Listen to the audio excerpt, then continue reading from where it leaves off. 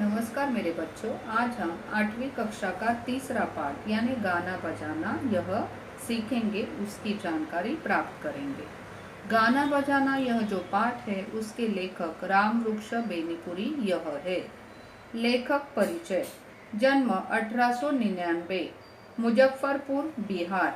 मृत्यु 1968 बिहार। परिचय। रामवृक्ष बेनीपुरी जी बहुमुखी प्रतिभा के स्वामी और यशस्वी रचनाकार है। निबंधकार के रूप में आप प्रसिद्ध है।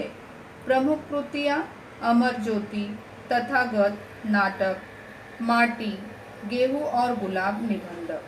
पतितियों के देश में, कैदी की पत्नी उपन्यास, चिता के फूल, जीवन तरु कहानी संग्रह, पैरों में पंख बांधकर, यात्रा साहित्य, माटी की मूर्तें, लाल तारा शब्द चित्र संग्रह, नया आदमी कविता संग्रह आदि। तो प्रस्तुत निबंध में लेखक रामवृक्ष बेनीपुरी जी ने विविध देशों के वाद्यों एवं उनके बजाने के ढंग का वर्णन किया है। आपका मानना है कि गाने बजाने का शौक सभी देशों के निवासियों में होता होगा। तो इस प्रकार कवि अपने जो लेखक है उनका मानना क्या है कि यह जो गाना बजाना है उसका शौक जो है वह पुराने जमाने से, यानी जो मूल निवासी जो है, आदिवासी जो है, उनमें पहले से ही यह शौक पाया गया है। शब्दार्थ देखिए बच्चों। बेतहाशा असीमित, पिपोही छोटी बांसुरी, दिलचस्प मनोरंजक, भड़कदार चमक दमक वाला, नरकट पतली गांठदार बेत, पोपले जो भीतर से खाली हो।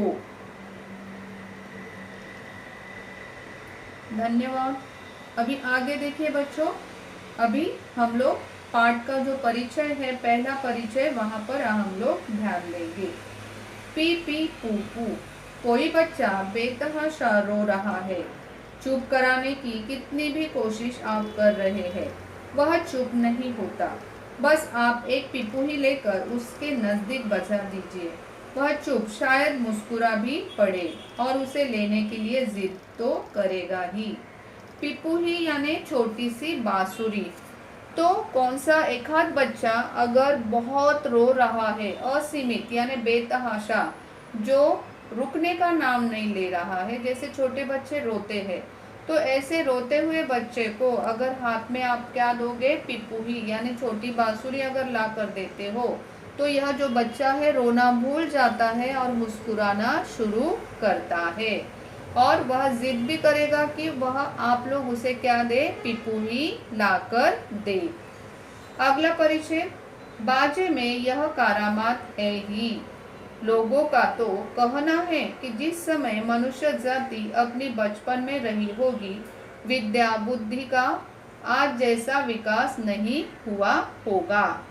देखिए बच्चों, तो बाजा जो है वह क्या करता है, करामत करता है, यानी इस प्रकार हमारा मनोरंजन करता है और उसके में इतनी शक्ति है कि रोते हुए बच्चों को या किसी भी व्यक्ति को वह हंसा देता है। अभी लोगों का कहना क्या है कि मनुष्य जाति जब बचपन में थी, यानी अश्मयुगीन मानव के रूप में अगर हम लोग देखते हैं कि तभी विद्या और बुद्धि का आज जैसा विकास नहीं था, लेकिन उस समय भी लोगों को गाना बजाना जो है उसका शौक था। यह यहाँ पर लोगों ने बताया है, ऐसा लेखक हमें बता रहे हैं। गाने के जरिए हम अपने दिल के उच्छ्वास को प्रकट करते हैं। बाजा उस गाने को भड़कदार और दिलचस्प बना देता है। आज संसार के पिछड़े से पिछड़े देश में जाइए, आप वहाँ गाना बजाना जरूर पाएंगे। तो बच्चों, गाने के जरिए हम लोग क्या करते हैं, तो हमारे दिल के अंदर जो कुछ बातें हैं वह उच्छ्वास के माध्यम से उसे प्रकट करते हैं। जैसे हम लोग सांस लेते हैं और सांस छोड़ते हैं, है ना, तो उसी प्रकार दिल में जो कुछ हमारे बातें होती है, जो कुछ छुपी हुई जैसे हमारे मन की बात, तो यह गाने के माध्यम से क्या करते हैं, हम लोग प्रकट करते हैं। और बाजा क्या करता है, तो यह जो गाना होता है हमारे दिल से निकलने वाला गाना, उसे चमक दमक वाला बना देता है, उसे दिलचस्प यानी मनोरंजक बना देता है। आप लोग संसार में पिछड़े से पिछड़ा यानी जो गरीब से गरीब देश भी है वहाँ पर भी जाओगे तो आपको गाना बजाना देखने को मिलेगा। यानी गरीब देश हो या अमीर हो, हर एक देश में यह गाना बजाना जो है वह चलता ही रहता है। अगला परिच्छेद देखिए बच्चों। पहले कौन सा बाजा बना होगा, इसका अंदाज लगाने वाले कहते हैं कि पहले कई चीजों को इकट्ठा कर उन्हें पीट पीट कर शब्द निकालने की चेष्टा की गई होगी। मरे हुए पशुओं के चमड़े को पोपले कद्दू पर मढ़कर ढोल और नरकट की गांठों को छेद कर उससे पिपुही बना ली गई होगी। तो देखिए बच्चों, यहाँ पर दो अभी वाद्य हमें बताए गए हैं कि जो पुराने जमाने में कैसे बने होंगे। तो पहला वाद्य है ढोल, है ना।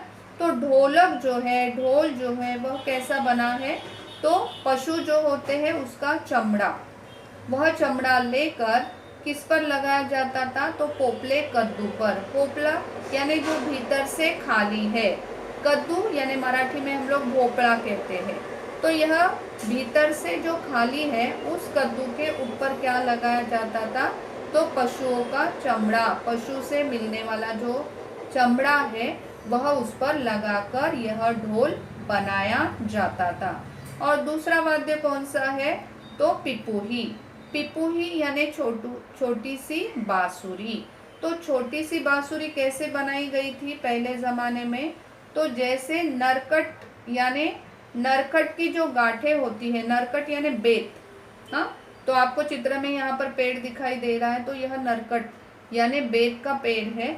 और इससे जो छोटे छोटे टुकड़े निकालकर उसे क्या बनाई जाती थी, तो बांसुरी बनाई जाती थी।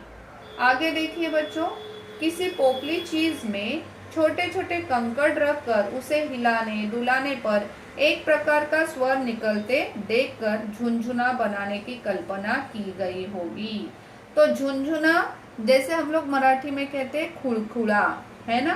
तो झुनझुना कैसा बना पुराने जमाने में, तो पोपली चीज यानी जो अंदर से खाली है उसमें छोटे छोटे कंकड़ यानी पत्थर डालकर उसे क्या किया जाता था, हिलाया जाता था, तो उसमें से झुनझुना की आवाज निकलती थी।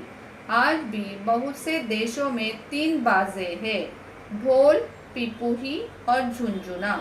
यानी आज भी अगर कौन से भी देश में आप जाते हो तो यह 3 बाजे आपको देखने को मिलेंगे। कौन से 3 बाजे हैं हर एक देश में, ढोल, पिपुही और झुनझुना। चाहे उनका आकार प्रकार अलग हो, इन तीनों के सहारे ही नाना तरह के स्वर निकाले जाते हैं। तो अभी ढोल हो, पिपुही हो या झुनझुना, तो इनके आकार और प्रकार अलग अलग देश के अनुसार हमें दिखाई पड़ते हैं, लेकिन इन तीनों के सहारे ही नाना तरह के स्वर निकाले जाते हैं। धन्यवाद बच्चों।